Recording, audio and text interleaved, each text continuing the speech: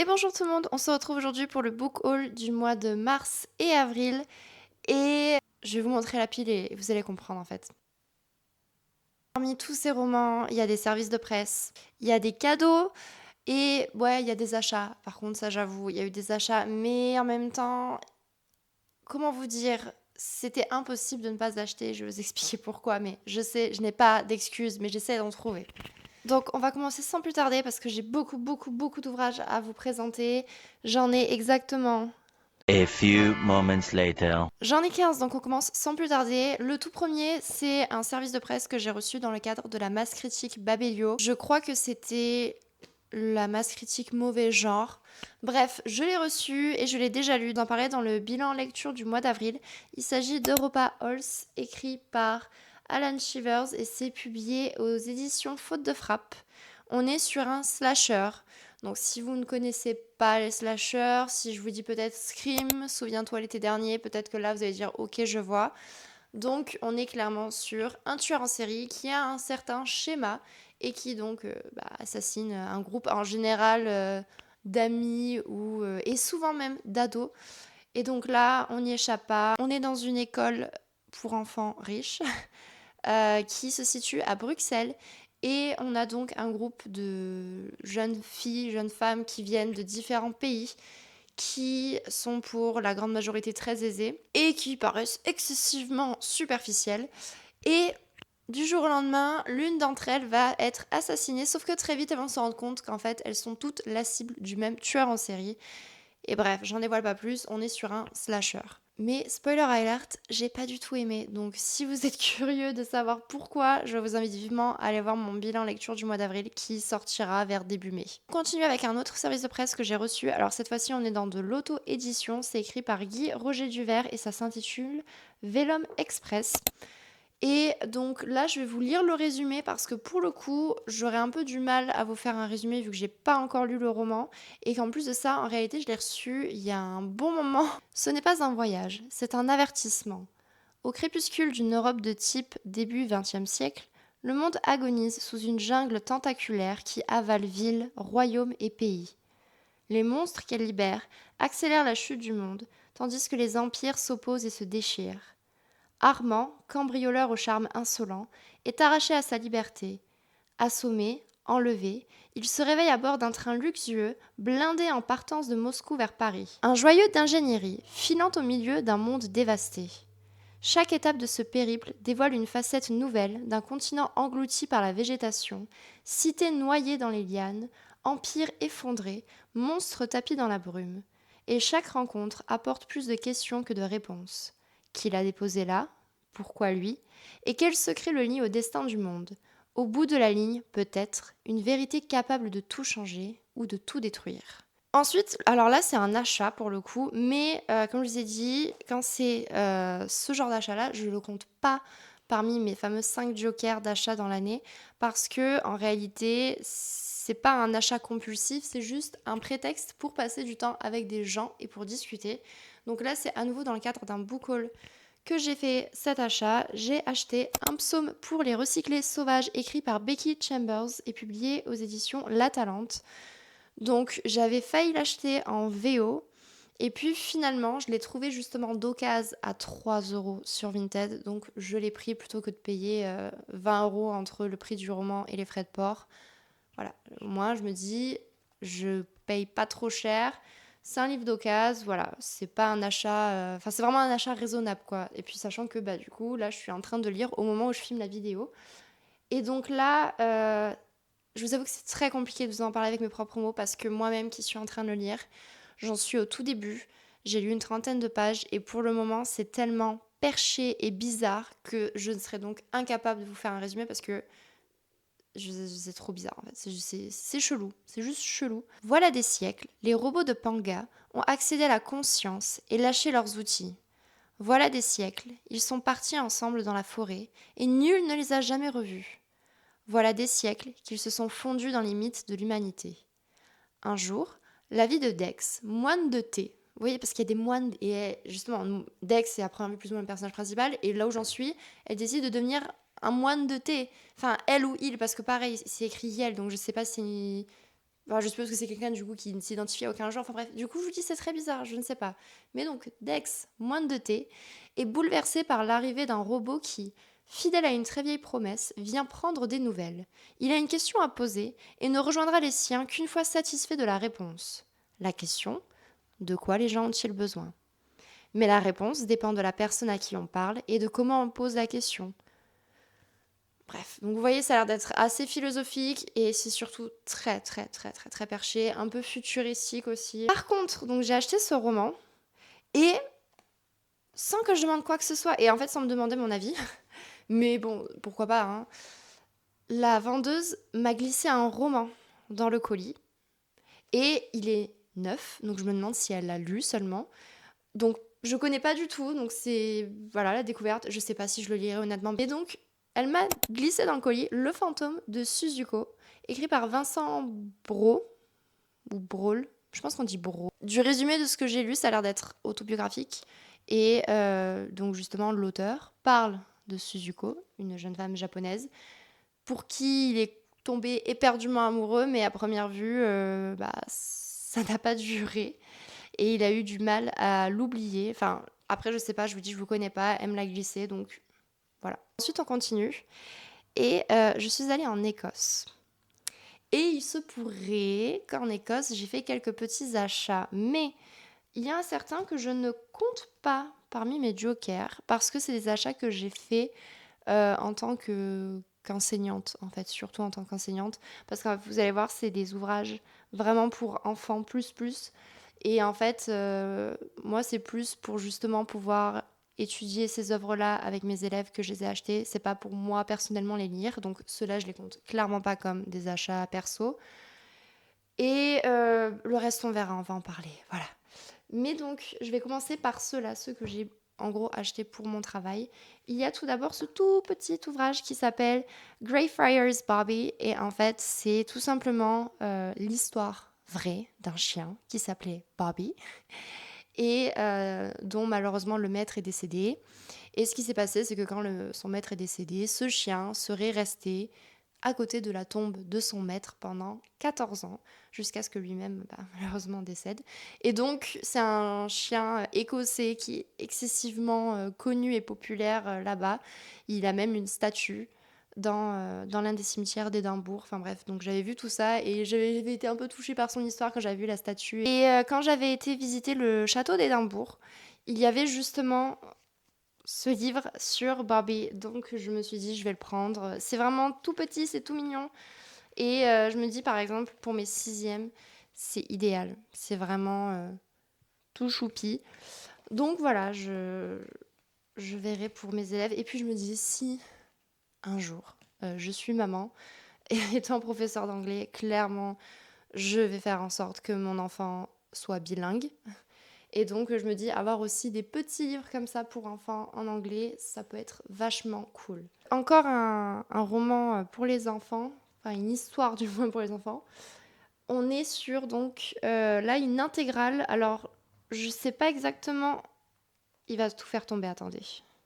Donc, je sais pas exactement combien il y a d'histoires dedans, j'ai pas regardé en détail. Mais là, pareil, on est sur une histoire, comment dire, ou du moins on est sur un personnage du folklore écossais, si je peux dire ça comme ça. Et donc là, j'ai pris Cathy, je prononce ça française, hein, Cathy Morag, et donc là c'est Island Stories. C'est écrit par Mary Ederwick. Et en fait, je l'ai pris parce que je l'ai trouvé trop trop kiki. Et en plus, pour le coup, alors ça, je l'avais acheté avant celui de Barbie. Barbie, quand j'ai vu le prix, j'ai trouvé que c'était un peu abusé parce que ça m'a coûté à peu près 12 euros en équivalent français. Sauf que c'est un tout petit bouquin qui fait à peine 15-20 pages. Enfin, je trouve ça un peu cher. Mais bon, c'est pas grave. Je l'ai quand même pris, hein. De toute façon, sinon je l'aurais pas pris. Mais lui, par exemple, je l'ai payé que 2 livres sterling de plus. Et il est beaucoup, beaucoup plus gros et beaucoup plus épais. Mais en fait, je l'ai pris aussi, donc au-delà de me dire pour mes élèves, etc. Et c'est en fait surtout pour les dessins. Je sais pas, en fait, quand je vois le style de dessin, j'aime beaucoup. Et en plus, c'est vraiment axé, comment dire, enfin, il y a vraiment énormément de paysages qui sont mis en avant. Et donc, les paysages écossais, je trouve ça tellement beau et splendide. Donc je vous montre vite fait quelques petites pages Et c'est pas fini, j'ai pris encore un dernier ouvrage pour enfants. Alors celui-là, il est vraiment sublime. Et pareil, une fois de plus, c'est pour mes élèves. Mais là, je me dis, c'est des élèves, enfin, ce serait du moins pour des élèves un peu plus âgés, pas forcément des sixièmes, parce que ça risque d'être un peu compliqué. Mais donc, j'ai pris ce magnifique bouquin, Scottish Folk and Fairy Tales, écrit et dessiné par Teresa Breslin et Kate Leper. Enfin bref, c'est un ouvrage qui est illustré en hardback, enfin relié, et qui est trop trop beau. Et donc dedans, on a plein de contes et d'histoires du folklore écossais. Et donc je suis trop trop trop trop contente parce que bah, ça va enrichir un peu ma culture. Parce que je vous dis, je suis allée en Écosse, mais j'ai eu un énorme coup de cœur. C'était la première fois que j'y allais. J'ai fait un road trip d'une semaine là-bas. C'était incroyable. Et les Écossais sont pour le moment les habitants les plus gentils et les plus polis et tout ce que vous voulez de positif de la planète entière que j'ai pu rencontrer. Voilà, tout simplement. Et donc, ce que j'aime beaucoup, c'est qu'en fait, au tout début des histoires ou des contes, on a en fait un petit paragraphe qui explique un peu l'origine du conte ou autre. Et ensuite, on se lance dans l'histoire avec évidemment des illustrations.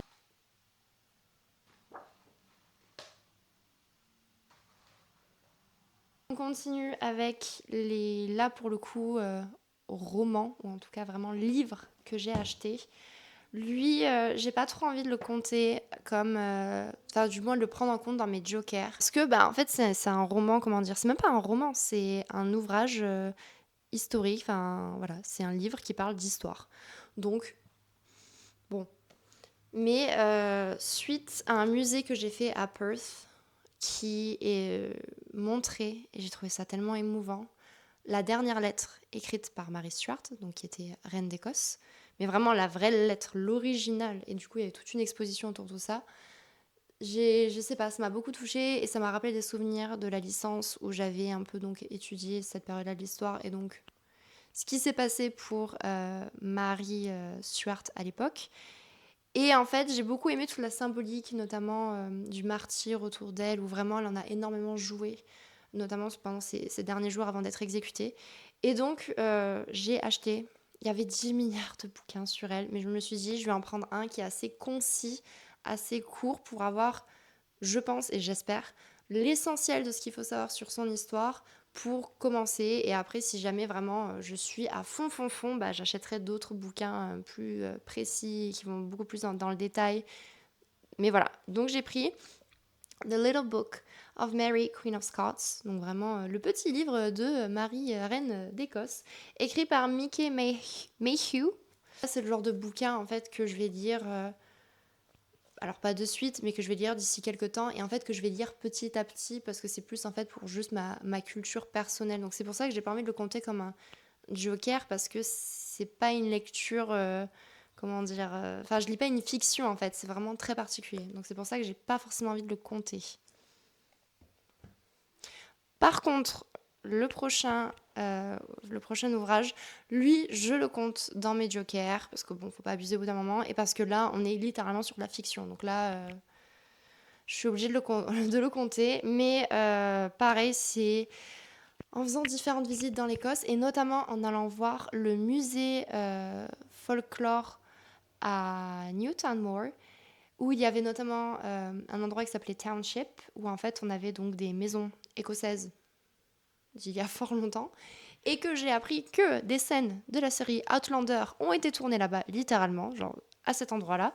Je me suis dit, c'est vrai que Outlander, j'en ai énormément entendu parler, ça pourrait potentiellement me plaire, puisque ça reste quand même historique. Et donc je me suis dit, je suis en Écosse, il faut que j'achète, tant qu'à faire, le roman, tout simplement. Et donc, je suis allée dans une librairie et j'ai trouvé très facilement le roman.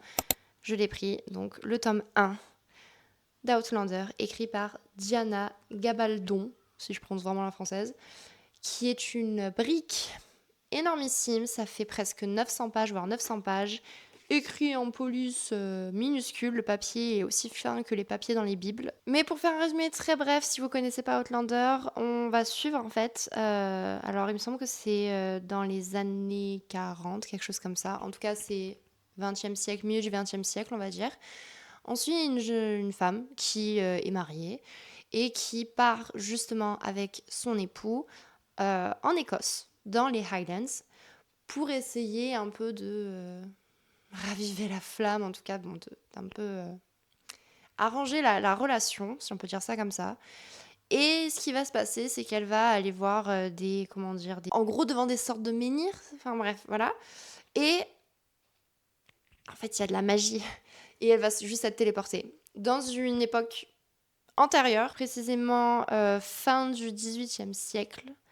Et bon, il se passe plein de choses, donc il y a le contexte justement historique de cette époque-là. Et elle va rencontrer un jeune homme écossais, et vous vous en doutez, elle va plus ou moins tomber amoureuse de lui, donc elle va être un peu partagée entre est-ce que je reste à cette époque ou est-ce que je retourne à mon époque à moi, parce que aussi, bon, bah, malgré tout, la condition de la femme dans l'époque à laquelle elle se retrouve n'est pas du tout la même que celle de laquelle elle vient.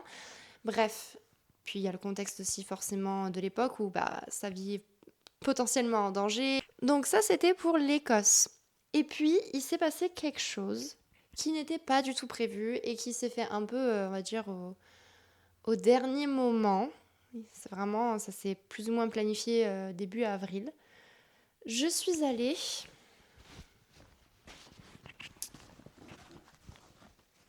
à cet endroit. Voilà. Alors, ceux qui sont des pros ils vont me dire c'est l'édition de 2025. Je sais, c'est le tote bag de 2025.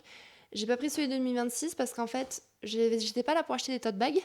Mais c'est juste que, bah, comme vous allez voir, je me suis retrouvée avec plein de bouquins, que j'avais que mon petit sac de travers, emporté en travers. J'étais obligée de prendre un tote bag. Donc j'ai pris celui de 2025 qui était moins cher que celui de 2026 et que je trouvais, ma foi, très joli. Donc voilà. Mais donc je suis allée au Festival du Livre de Paris. Et moi qui me disais que je n'allais pas acheter de romans, que j'y allais juste pour faire une ou deux dédicaces et rencontrer une maison d'édition avec laquelle j'ai déjà eu plusieurs partenariats et que j'aime beaucoup, et ben en fait, il y a eu des achats, quoi. Donc, je vais vous faire un peu dans l'ordre des événements. Alors en tout premier, j'ai acheté, mais c'est pas pour moi, donc je le compte pas parce que c'est pour un cadeau. J'ai acheté le tout dernier roman de Sophie Tallement, Malgré tout ce qui nous sépare, que j'ai lu il y a pas très longtemps, dont j'ai parlé. Je vous redirige sur le côté vers la vidéo parce que j'ai eu un gros coup de cœur. Sophie Tallement, c'est la troisième fois que je la lis et mais comme je lui ai dit avec mes propres mots, vraiment, enfin comment dire, ses romans ont un certain effet sur mon cerveau, ma psychologie, et me font énormément de bien en fait. Quand je la lis, vraiment, ça me fait beaucoup de bien. Et bref, donc je l'ai rencontré, j'ai fait dédicacer mon exemplaire, j'en ai acheté un pour ma tati que j'ai fait dédicacer. Et c'était un échange vraiment adorable. Je ne vais pas rentrer dans les détails, mais ça m'a beaucoup touchée. Et je ne m'attendais pas à me faire filmer par l'écrivaine parce qu'elle a dit mais en fait c'est incroyable ce que vous dites, il faut que je le filme, il faut que je partage ça. Et c'est ce qu'elle a fait, elle a vraiment tenu sa parole. Et rien que ça pour moi c'est le meilleur cadeau en fait qu'elle pouvait me faire, vraiment. Très rapidement, pour ceux qui donc n'auraient pas vu la vidéo où je parle de ce roman, on est sur un roman historique qui se passe pendant la Seconde Guerre mondiale. On est sur l'île de Groix, en Bretagne, et on a en fait une jeune femme qui s'appelle Rose, qui est sage-femme, qui vit chez son père et qui du jour au lendemain va être obligée d'héberger chez elle deux officiers allemands. Sauf que très vite, elle va comprendre que l'un d'entre eux n'est peut-être pas celui qu'il prétend être, que c'est un peu plus compliqué que ça. Je vous en dis pas plus pour pas spoiler l'histoire, mais c'est une magnifique histoire où encore une fois de plus, on a des personnages très résilients, très solidaires et surtout qui redonnent espoir en l'humanité de manière générale. Après ça, je suis allée voir le stand des romans publiés par des maisons d'édition québécoises. Parce que justement, bah, l'année dernière, j'ai fait la découverte de Mireille Gagné, qui est une écrivaine québécoise que j'aime beaucoup. Je vous redirige justement dans le coin de l'écran vers la vidéo où je parlais de 5 écrivaines à lire. Parmi elles, d'ailleurs, il y avait justement Sophie Tallement que je mentionnais, mais il y avait surtout donc Mireille Gagné, parce que j'avais lu deux romans à elle que j'avais adorés, qui sont pas trop comparables parce qu'ils sont quand même très différents l'un de l'autre. Et bref, c'était une superbe découverte et je me suis dit, en fait, il faut que je continue à justement découvrir des auteurs québécois, mais aussi d'autres nationalités, parce qu'en fait, c'est super intéressant et que dans la vie, il n'y a pas que juste les auteurs français, américains et britanniques. Mais donc, je me suis dirigée vers le stand parce que j'ai vu au loin qu'il y avait justement les éditions La Peuplade, pardon, qui justement édite les romans de Mireille Gagné. Et donc j'y suis allée parce que je savais que justement Mireille Gagné vient de publier un nouvel ouvrage. Et donc là, c'est un recueil de poèmes qui s'appelle Concassé. Et donc, je l'ai pris, sachant que je n'ai encore jamais lu de poésie de Mireille Gagné. Donc je vous avoue que j'appréhende un peu. Parce que ceux qui me connaissent savent que la poésie et moi, c'est un peu... Ouais, c'est une relation un peu compliquée. On s'aime pas trop trop. C'est-à-dire que vraiment, soit ça passe, mais vraiment, ça veut dire que j'adore, c'est un coup de cœur, vraiment. Ça me touche énormément et vraiment, ça a un effet sur moi, ça marche. Soit ça casse complètement et en fait, je lis juste des mots qui pour moi n'ont aucun lien entre eux et en fait, il n'y a rien. Il y a rien qui... Il n'y a pas d'image qui se développe dans mon cerveau, il n'y a aucune émotion qui naît, il n'y a rien. Voilà, c'est vraiment les deux extrêmes. Donc c'est pour ça que j'appréhende un peu parce que j'ai peur de pas aimer alors que j'ai adoré ces romans. Donc je vous lis le résumé pour que vous fassiez un peu une idée de quoi parle ce recueil. Avec Mireille Gagné, quelle pierre rêve-t-on d'être? Striée et coupante, chaude, indélogeable, impossible à attraper, léchée, sculptée, saisie par le froid, pétrifiée, cachée précieusement, lovée, entêtée, domestiquée, indéfiniment blanche, terriblement mortelle, concassée. Elle en disperse partout, dans ses poches, sur le rebord des fenêtres, sous l'oreiller. Source de fascination et vision passée, présente ou future, les roches se connectent, grâce à leur pouvoir d'envoûtement, aux plus lointaines aïeules pour tisser des liens. Dans un texte savoureux, la poète prend un malin plaisir à partager ses prémonitions. Donc j'ai pris cet ouvrage et ce qui s'est passé, c'est que j'ai été interpellée par donc une libraire québécoise et j'ai eu franchement d'excellents échanges avec elle, c'était génial. J'ai pris 10 milliards de romans en photo parce qu'en fait, elle me faisait tellement de recommandations que si j'achetais tout ce qu'elle me recommandait et qui me plaisait évidemment, je serais repartie avec facilement 6-7 romans. Sauf que non, il faut être raisonnable. Donc j'ai pris en photo ce qui vraiment me plaisait beaucoup et surtout en fait à force de parler avec elle, notamment on a parlé de Mireille Gagné puisque je lui ai dit que justement j'avais lu ses romans etc. Elle a un peu aussi ciblé mes goûts et donc par rapport à mes goûts elle m'a recommandé des œuvres. Mais je suis quand même repartie avec 2 ouvrages donc voilà ça c'était des craquages pas du tout anticipés. Mais comme Concassé en réalité je suis pas du tout, enfin je suis vraiment allée au festival du livre sans me dire je vais l'acheter, enfin j'y pensais pas en fait. Toujours justement littérature québécoise. La libraire m'a dit Flora Balzano, c'est un peu l'une des grandes références de la littérature québécoise, donc il faut la lire. Elle m'a dit lis, soigne ta chute. C'est tout petit, en plus c'est un format poche, je me suis dit voilà, mon budget ça va, si je prends un petit roman format poche ce sera pas trop violent. Unique livre de Flora Balzano, publié au seuil de sa quarantaine. Soigne ta chute a rapidement reçu un accueil favorable avant d'être propulsé au sommet des palmarès. Ce, entre parenthèses faux, roman se démarque par son style, son humour décapant, plein d'ironie, de dérision et de clins d'œil qui n'est pas sans rappeler Ajar, Vian, Pénac et Prévert. Céline Benoît-Ziegler, je désolé pour la prononciation, Ducharme, Bukowski ont inspiré une écrivaine qui, comme elle l'écrit, a fumé 6 crayons et taillé sa cigarette. Et en fait, vraiment, la quatrième de couverture ne dit rien de l'histoire. Mais par rapport à ce que m'a dit la libraire, moi qui aime bien les trucs sombres, tout ça, ça devrait me plaire. Donc voilà. Elle m'a dit vraiment c'est une référence. Donc ça fait à peine 100 pages. Je vais essayer de le lire cet été, vraiment, pour le lire assez vite et je vous en ferai un retour. Et donc le deuxième ouvrage avec lequel je suis repartie, qui m'a été recommandé, cette fois c'est de la littérature haïtienne. Je n'ai jamais lu d'écrivain ou d'écrivaine haïtienne, donc c'est pour ça que j'ai vraiment dit, par rapport à tous ceux qui me tentaient, je vais prendre celui-là parce que tous les autres, ça restait de la littérature québécoise, donc je me suis dit, au moins on va varier un petit peu. Le roman, il est très très très récent, c'est écrit par Kathleen Mars. Le titre, Je ne te trouverai pas 2 fois dans ce même corps, et c'est publié aux éditions Mémoire d'Encrier. Je connais pas du tout cette maison d'édition, oui c'est ça, Mémoire d'Encrier. Donc c'est toujours évidemment une maison d'édition québécoise. Et donc là, ce qui m'a aussi un peu plu, c'est que on est sur un roman très très récent et qui en plus s'ancre dans l'actualité, donc notamment avec ce qui s'est passé au Venezuela dernièrement, et puis aussi les problèmes dans Haïti même au niveau justement, comment dire, de la sécurité avec les gangs armés, etc. Donc bref, c'est vraiment dans donc, un contexte très récent et actuel que ça se déroule. Pour le résumer, gorgé de désir et de sensualité, je ne te trouverai pas deux fois dans ce même corps, dit l'intimité des corps qui s'abandonnent à la jouissance dans un Port-au-Prince paralysé par la révolte populaire et la violence des gangs.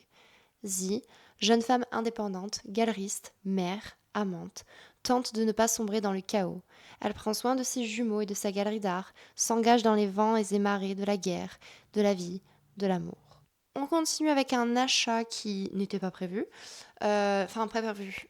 Un peu quand même, parce que je m'étais dit, je sais que l'écrivaine va être en dédicace, donc si j'arrive bien à la trouver et tout ça, enfin bref, je vais aller les faire dédicacer. Et en fait, ce que j'ai fait, c'est que j'ai acheté le roman avant le début de la dédicace, parce qu'en fait, je devais un peu attendre avant qu'il soit 14h. Et il était à peu près 13h15. Donc à ce moment-là, je me suis dit, bon, bah je vais l'acheter maintenant, comme ça je perds pas de temps. Surtout qu'en fait, j'ai pensé, je me suis dit, mais le roman en question sera sur le stand Scrineo, sauf que elle sera sur le stand Charleston pour la dédicace. Donc je ne pense pas qu'il y aura le roman en question sur le stand. Donc si je me pointe les mains vides, ça va être un peu gênant. Donc je l'ai acheté avant. Sauf que ce qui s'est passé, c'est que entre-temps, en fait, j'ai été voir la maison d'édition que je voulais aller voir, que je suis allée me prendre à manger, etc. Et en fait, quand je suis enfin venue sur le stand, il était déjà 14h15 et je pense qu'en fait, j'aurais juste dû faire la queue pour attendre la dédicace de 14h parce que quand je suis arrivée, il y avait une queue monstrueuse, ce qui fait que je me suis dit, en fait, non, je pourrais pas l'avoir, c'est mort. Parce que je me suis dit, si j'attends, j'en ai pour 45 minutes, voire 1 heure d'attente. J'ai pas envie. Il commençait à faire très très chaud dans le Grand Palais. Il commençait à y avoir beaucoup trop de monde. J'ai dit, bah non, tant pis, je pars. Je veux pas m'infliger ça.